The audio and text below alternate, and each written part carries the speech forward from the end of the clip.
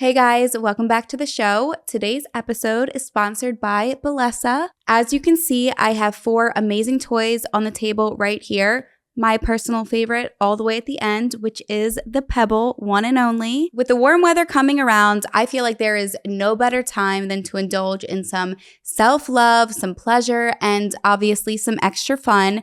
And what better way is there to do that than with these toys right here? Just to run through really quickly what we have here on the table. First, we have the Thump. Then we have the Air Vibe Pro. We have the Flutter Vibe. And then lastly, at the end, like I said, my favorite, along with all of my friends' favorite, is the Pebble. I am not kidding when I tell you that all of these definitely get the job done.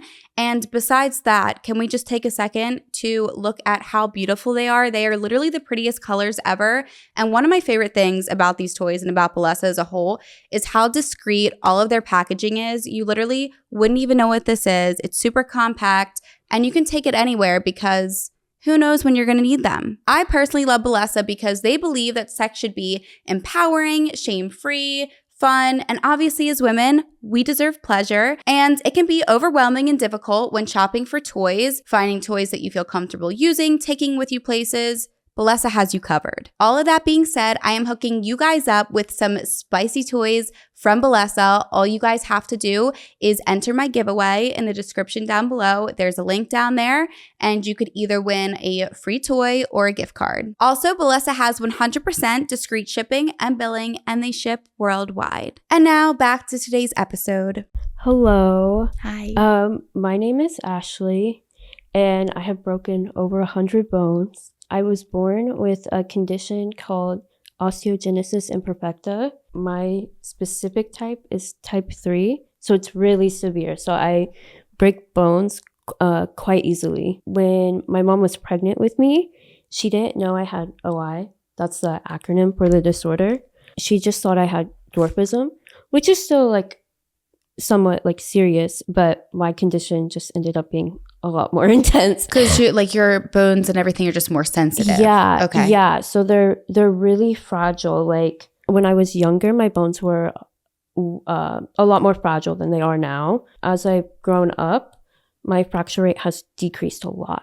Okay. But yeah, when I was a kid, I would say when I was in early elementary school, I would break bones probably once a month or every other month. It was crazy. Yeah. Yeah. And it would be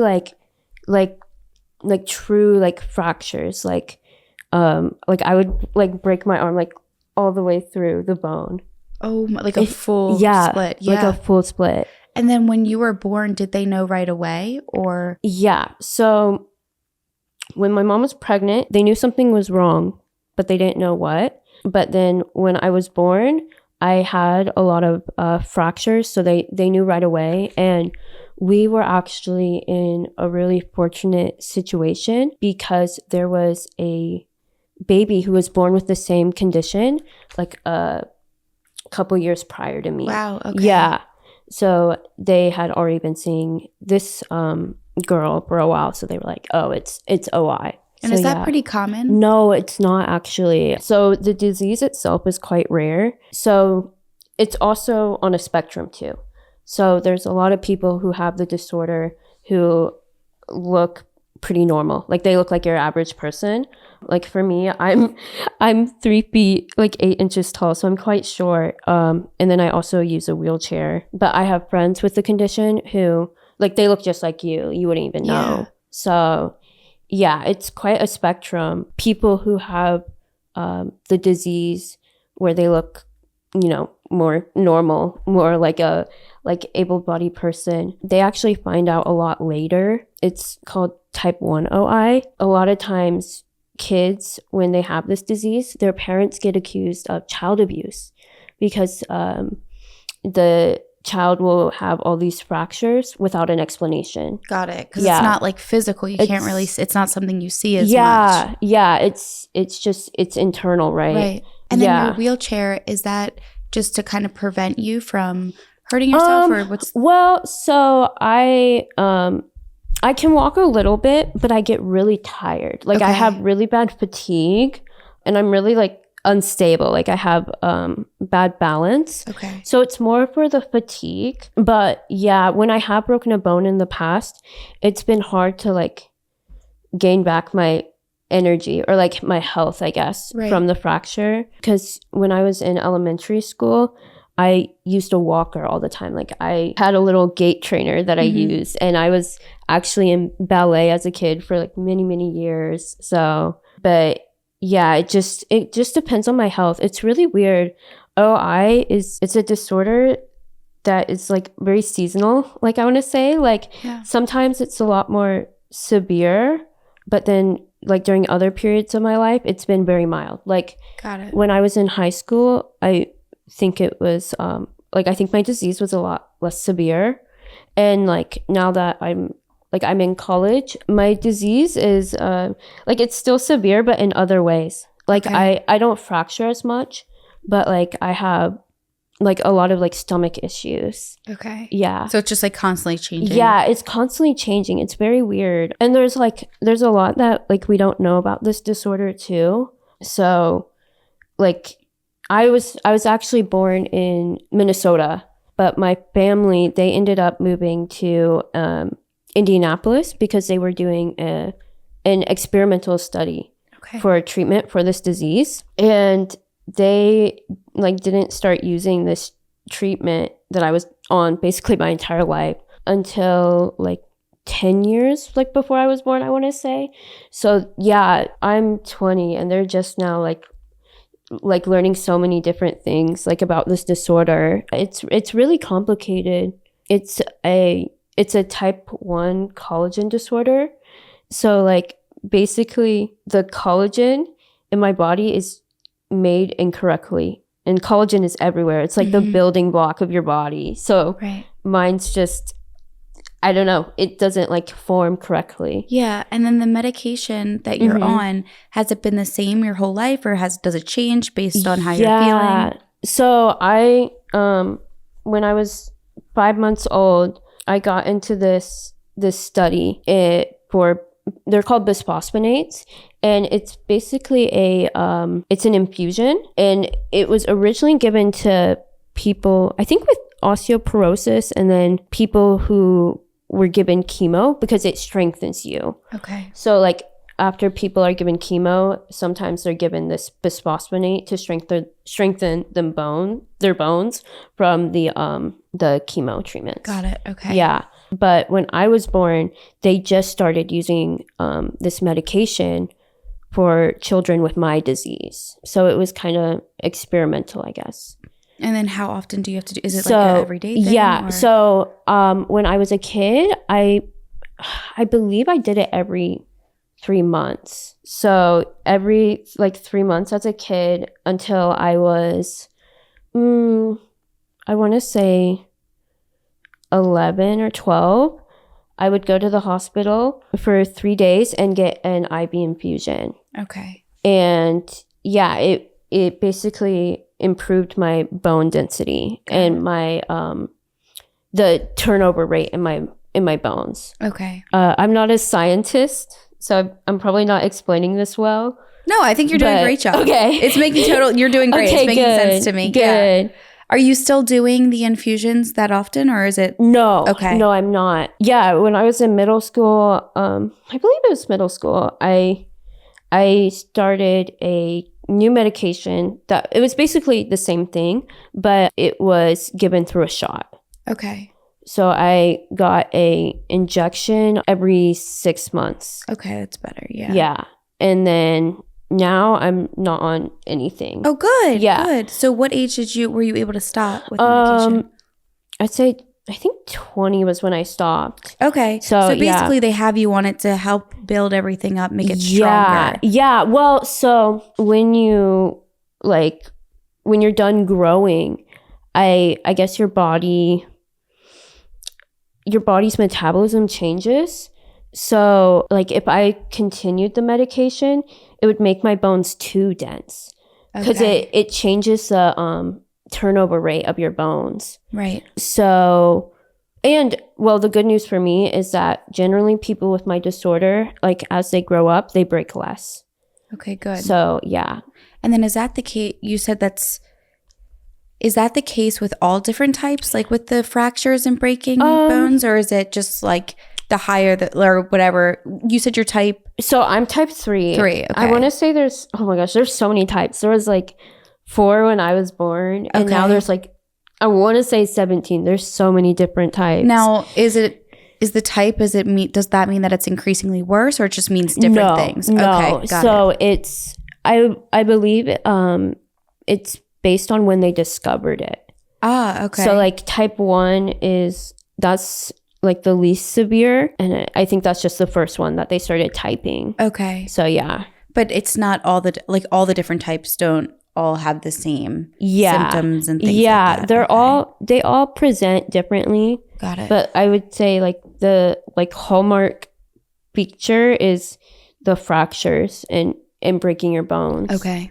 So yeah, because like my fracture rate is pretty high, or was pretty high, because yeah, by the time I was 4, I had already broken 100 bones. Wow. Yeah.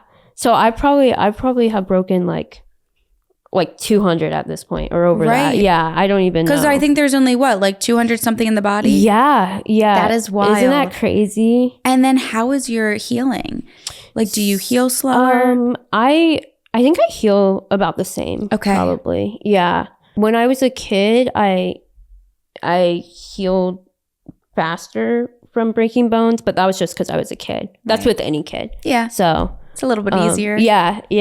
It's crazy because even people who have the same disease, but like their severity is less severe, they still have a really high fracture rate too. Because I have friends that are type 1 who have broken like 60 plus bones, which that's crazy. Like I know plenty of people who have never broken a bone. Mm-hmm. So right, exactly. Yeah. I haven't. Yeah, right. Knock on wood. Yeah.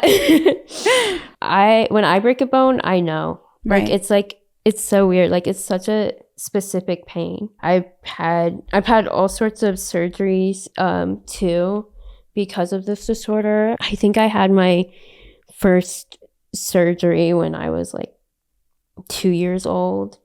Like when I was born, my legs were like a C shape almost, like they were like frog legs. Okay. That's like what my mom said. So I had this procedure in Omaha. We actually flew to Omaha, Nebraska to see a specialist. And yeah, they put 2 titanium rods in my tibias and femurs. Wow. Yeah, to straighten them and to like keep them strong. Right. Yeah. Because what happened was like as a baby, like I would try to stand up, and since my legs were bowed, like they would just snap. Oh my goodness. Yeah.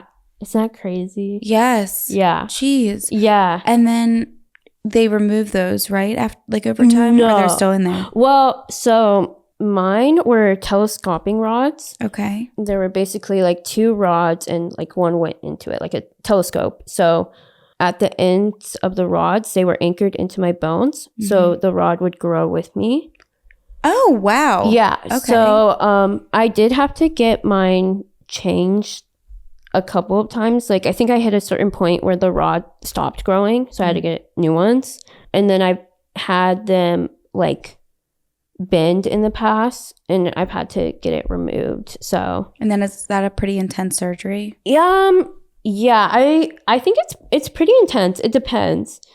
I'm going to say typically they have to break your bone to put in the rod, and that can be like pretty intense because just a little. Yeah. They I think it's called like an osteotomy.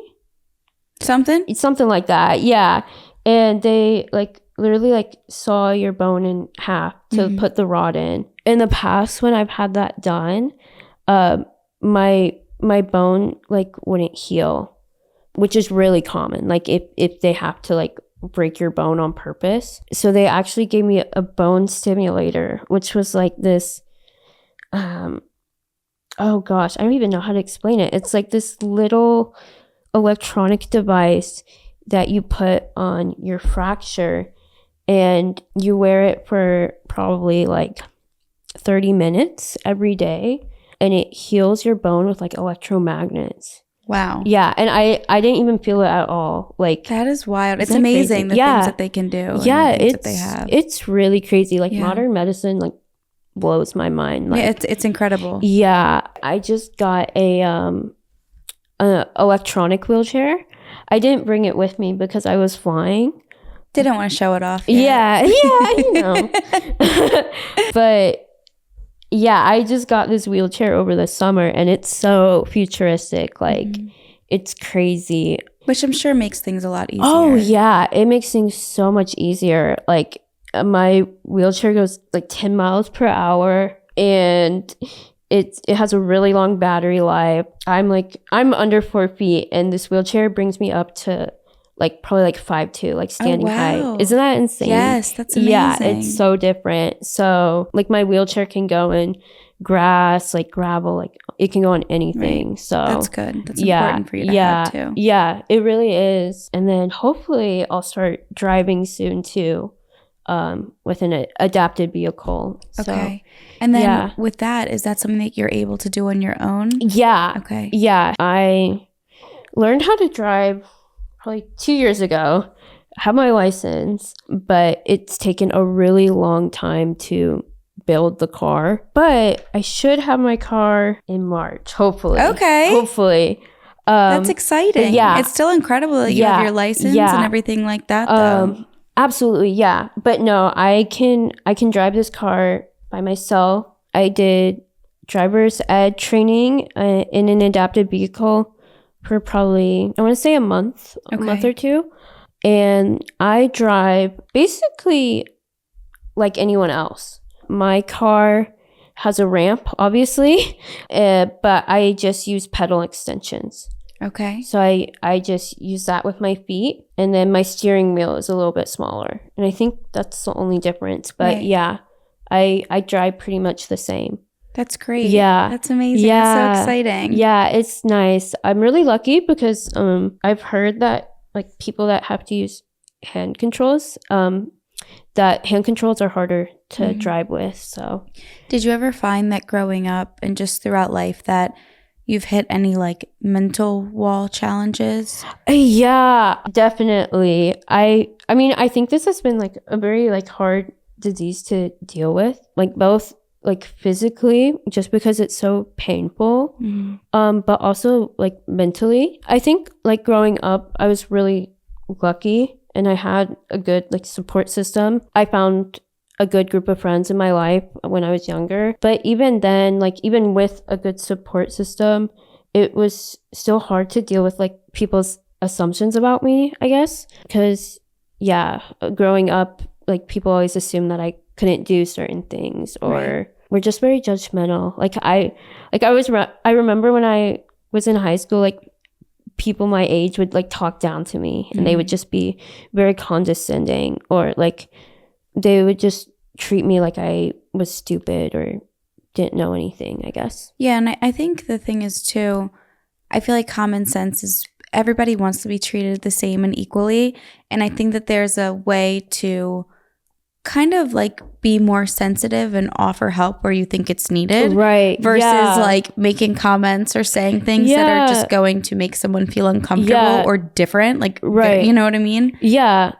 It's crazy. Like people will say like just the stupidest things to me. Like, I don't know. It's insane. Mentally too, my life has just been very up and down, like physically. And I think that like plays out in my life mentally and emotionally. Right. I have bipolar disorder too, but honestly, like me and my mom think it's a direct result of this disease. My mom is she's a therapist actually, and she specializes in trauma, and she thinks because I've had so many fracture rates and I've been through so much pain that my body has produced more cortisol and more like adrenaline responses, which affects your mental health. Right. Because like if you're always in fight or flight, that affects you mentally and physically. Absolutely, so. yeah.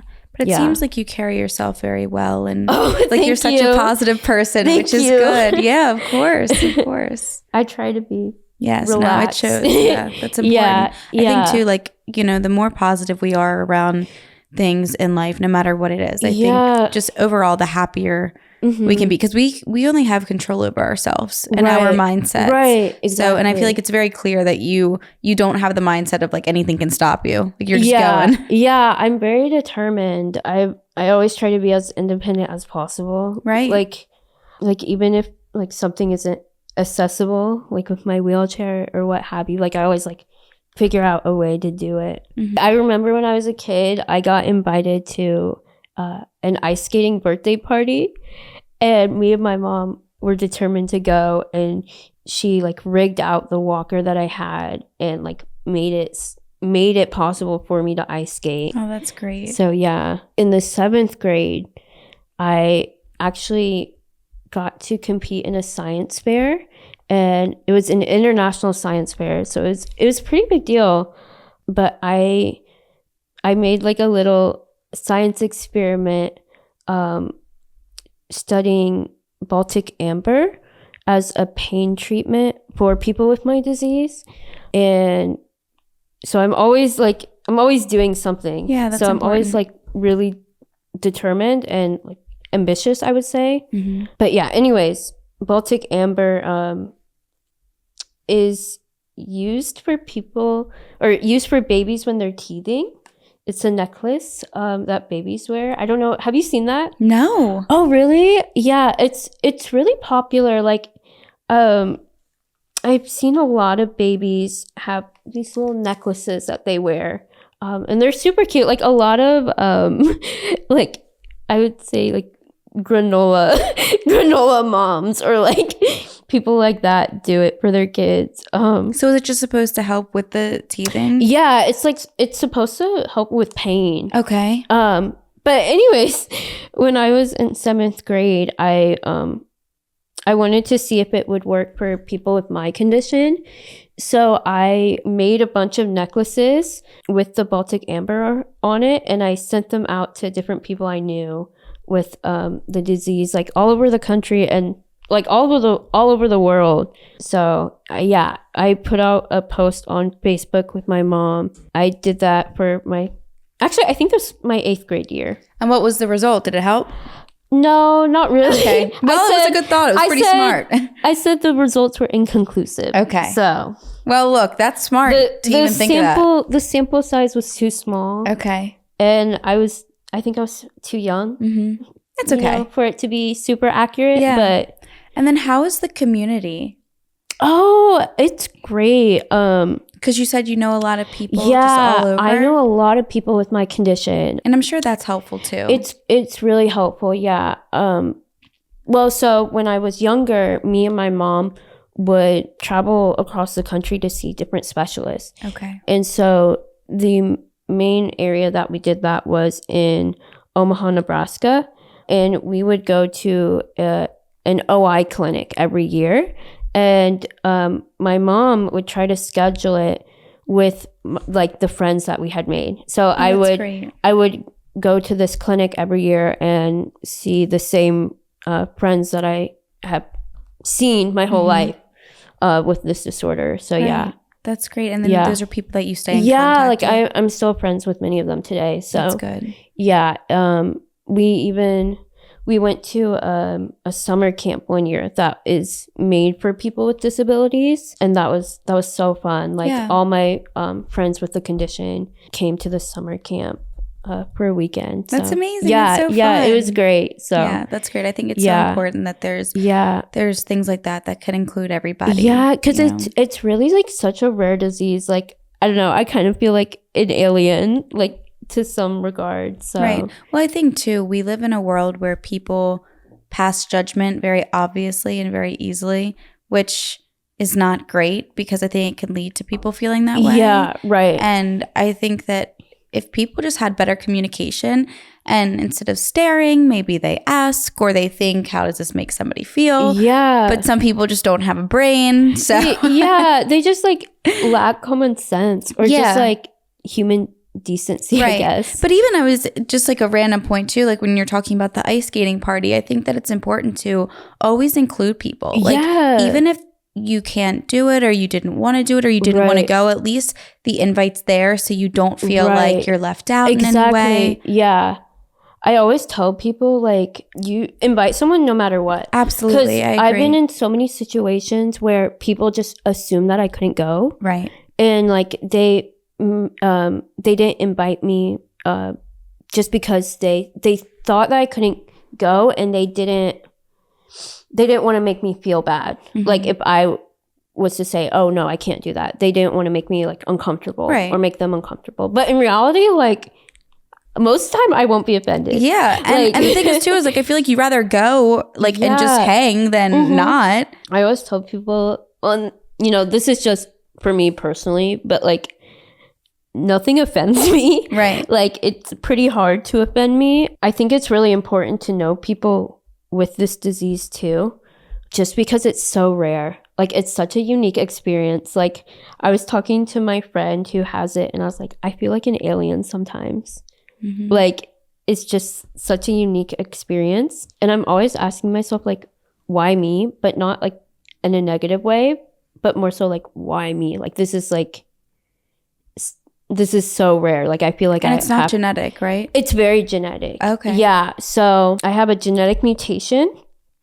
I got genetically tested a long time ago, and they found out that my like 17th chromosome, or a small segment on my 17th chromosome, is flipped upside down. That the specific type that I have, that only 5 other people have it. Like in the world? Yeah, that they've tested. Wow. Isn't that crazy? That is wild. There's like a ton of different types. Okay. Right, because you said now there's like a bunch. Yeah. So I think there's people who have the same disorder who have a different mutation. Okay. Specifically. But yeah, I think like if I were to have kids, they would probably also have the disease. So I believe the statistics are 50% of the or there's a 50% chance that my kids would have it. So, and how do you feel about that? I don't know. I don't really want kids. Yeah. So You're still young. Yeah, I don't really care. I don't really care. Yeah. But even if I wanted kids, I wouldn't want to be pregnant personally. Right. Just because that's so intense. Yeah. I know people with my condition who have kids, and you know, they had a healthy pregnancy and everything went well. Like even if their kid had OI or not. However, there were a lot of risks to their pregnancy, and it was very hard on their body. Oh, I'm sure it would be. Yeah. So, I mean, like, especially too, like if your bones are still like even the slightest bit sensitive, it's like that's scary. Yeah. So, actually, my friend with OI, she had a kid a couple years ago, and her pregnancy went great, but afterwards she had so many fractures because when you have a kid, all of your vitamins and minerals are just leached from your body. Right. And she told me that the biggest mistake that she made was breastfeeding, which would probably be fine if you were a normal person, but for her it was horrible because she was taking more minerals and vitamins out of her body. Yeah. And so after she gave birth, she had so many fractures. Right. Yeah. That's intense. Yeah. It's crazy. I feel like 10 years from now, we'll have such a better understanding of the disease. But yeah. And they're constantly doing new research. Oh, they are constantly. But you don't need to go to any specialists now, or do you still sometimes go? I do. Okay. I do. So now I have a lot of like stomach issues. Like I think I have a gluten allergy, and that is probably related to my OI as well. And I'm planning on seeing a specialist in Tennessee, hopefully. But it's really difficult to find doctors who want to treat me because I'm so fragile and my disease is so rare. I was going to say they probably just too don't know enough. Yeah, they don't know enough. And a lot of times I don't think they want to like take any risks Yeah. with me either. And another thing is that there's a lot of treatment for adults with my, or not, sorry, I got that mixed up. There's a lot of treatment for kids with my disease, but not adults. Okay. So like, right, and it sounds like it's constantly like changing. It's constantly changing, yeah, because when I was a kid, they just started giving treatment to us. So all those kids grew up and they don't know what to do with us. Right. So, and the treatment is just so much different when you're an adult. Yeah. So I'm in art school to become an illustrator. And it's honestly it's really fun. Like I kind of want to get into like toy design or something like that. That'd be really cool. Last semester I just finished a project where we had to make children's books, and so I drew me and my service dog Simon. Oh my gosh, I didn't even talk about Simon, my service dog. Yes, please do. Yes. Oh my gosh, yeah. Not sure why Simon isn't here, but it's all right. I know, I should have brought him. No, but yeah, I drew this book about me and Simon, my service dog, because it was so fun. I wanted to like give representation like for people in wheelchairs, because when I was a kid, like there was not a character that was disabled or in a wheelchair, or hardly any, right? But yeah, so I wrote this book about my service dog Simon, who I love very much. He's not here because he had surgery recently. Aww. What kind of dog is he? He's a black lab. You know that's what I have, right? Really? Oh, dude, they're my Priscilla! favorite dog. Oh my gosh. Come down. I love dogs so much. Like, oh, you'll have to show me a picture. oh, I will. He's the best dog. He's like, Oh, he acts like a cat. That's how she is, Yeah. because I have 4 cats. Yeah, and he's very laid back. Like, he never barks. Oh my god. He's very. I think our dogs are like soulmates. Oh, I believe it. Oh, Like, I love that. Simon, I call him Eeyore Oh, because he's so laid back and he's kind of mopey. so cute. Mhm. Oh my goodness. And I think that it's so important and good that you mentioned too about the books and the illustrations. Yeah. Because I feel like that's so true. Like, yeah. your basic books and everything else just are the norm. You know, I don't think they ever really implement people with disabilities. And I think not it's at so all. important. And I do think that's why our society does not know how to act or react to people that they see with disabilities. Because growing up, we're never really taught like, oh, this is also normal. Yeah. Which it is also normal, because even though it's, considered abnormal or disabled, there's enough people in the world that have a disability that it should be normalized to speak about and to be part of these books and our world that we live in. Yeah, they say like it's the largest minority. Mm-hmm. And it's so true. Like I always tell people that anyone could become disabled. Like you could become disabled tomorrow. Like, that sounds so grim to say, but it's true. It's terrifying. Yeah. It's heartbreaking too. Yeah. I mean, even like with accidents, freak accidents that can happen, and then your whole world and life is just turned upside down. Yeah. And it can happen at any time. It just, like, some people are born with it, some people Absolutely. it happens randomly. You never know. Yeah. I'm very fragile, but I always tell people, like, technically everyone is really fragile. Like, oh yeah, I mean, our bodies can't handle that much. Oh no, like I've had people I've gone to high school with who have just died in car accidents. Like, it can happen to anyone. Right. We're all so fragile. I think we tend to think we're invincible. Yeah, a lot, we do. And then we Yeah. don't realize that at any point anything can happen. Yeah, I think I'm like hyper aware of it. The thing is too is you don't have to live in fear about it, but just Right. be aware. Like, be careful. Yeah, right. Yeah. Yeah. People always say like what ifs for the bad things, but we also have to do like say what if for good things too. Exactly. Like it's kind of like it reminds me of the law of attraction. Absolutely. Or like manifestation. Yeah. Because it's true. Like if you're going to say what if for all of the like negative things in life, like you're missing out on all of the positive Let's things. turn those negatives into what if all the good things happen. But yeah, so I would say, you know, I have my disability, but I also do other things.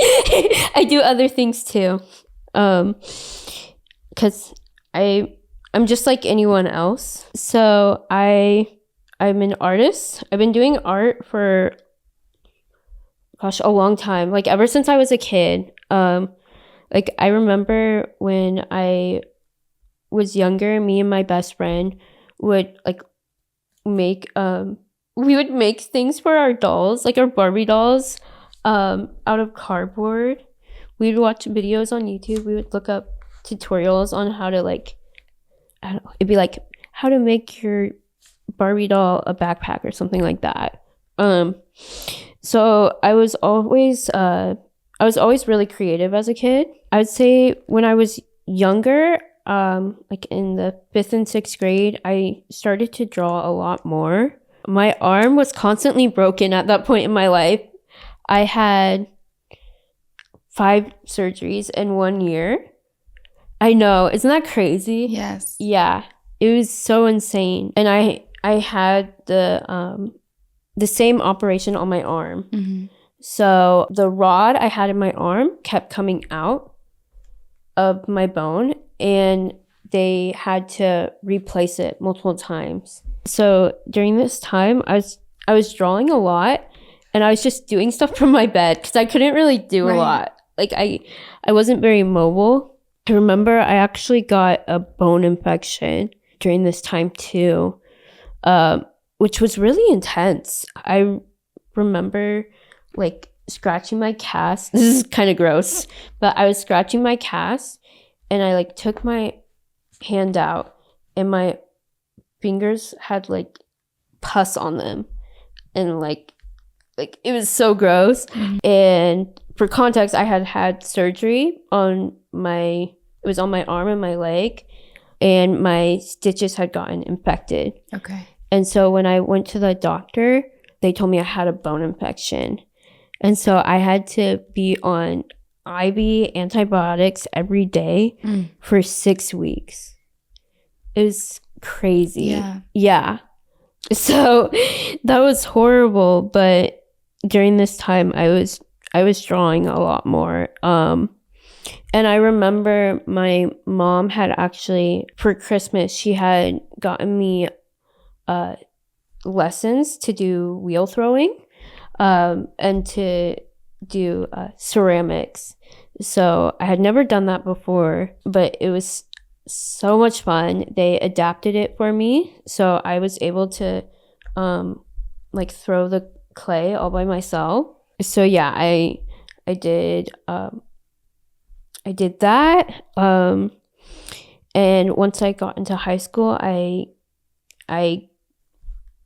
got more involved in art. And actually, during the pandemic, I focused a lot on my art.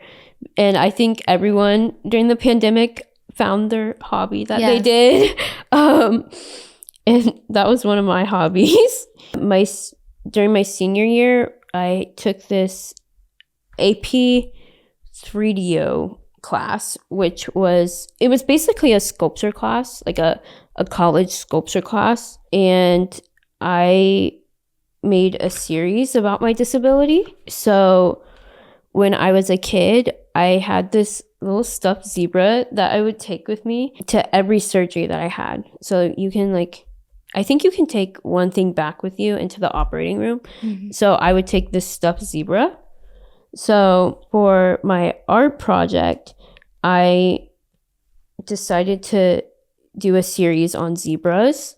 Zebras are also the symbol for rare diseases. Never knew that. Yeah, actually, Rare Disease Day was yesterday. Awesome. Or not yesterday, but on Leap Day. Okay. A couple days ago, right? Mm-hmm. Okay.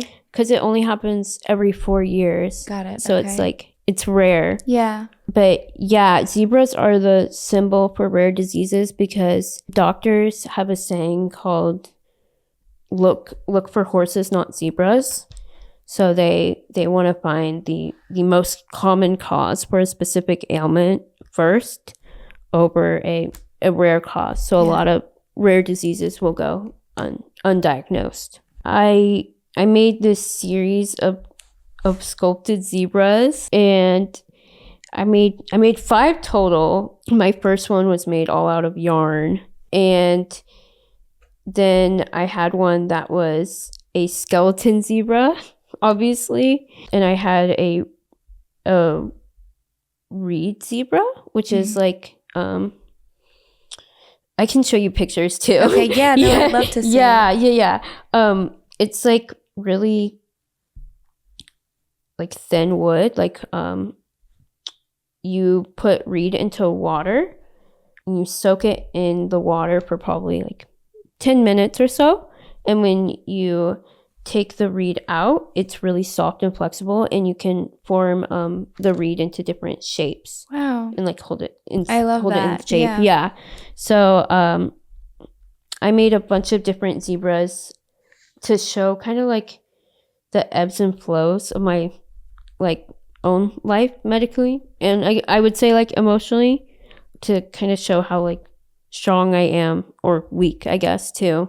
It's been really hard for people to understand like that I'm actually sick, or that I don't or function. like what it consists of. Yeah. And I think that's why it's so important for you to come on here, because I think that it really kind of educates people of just different disabilities that are out there. And also, like I mentioned before, just to treat everybody as equally as possible and not to make anybody feel different. Like, you know what I mean? Like I said, there's such a fine line when it comes to helping somebody and asking questions and then being judgmental. Yeah. So I think it's really important. And there's definitely people that have all different types of disabilities, ones that you can't even see. Yeah. So that's why I think it really helps people not feel so alone. Yeah. No, I agree. I know plenty of people who have like chronic illnesses and disabilities that are completely invisible. Yeah. And you don't have to have, the exact same thing as somebody else to be able to relate and understand how it feels to feel different, or to have excessive pains, or to feel more fragile, because that's a lot. And it's, people say all the time, we don't know how lucky we are until we get sick, or until something, and it could be as something as like the common cold or something of the sort, where you're like, damn, like I'm really grateful for my health. And I think people need to realize how precious life is, and how fragile, like you said, that we all really are, because we could get sick, or things could happen in the blink of an eye. We hope that they don't, but they could. Yeah. No, absolutely. I think it's so great that you wanted to come out here and come on the show and share your experiences and your story. Yeah. And like I said, I think it's just really important for awareness for so many different reasons.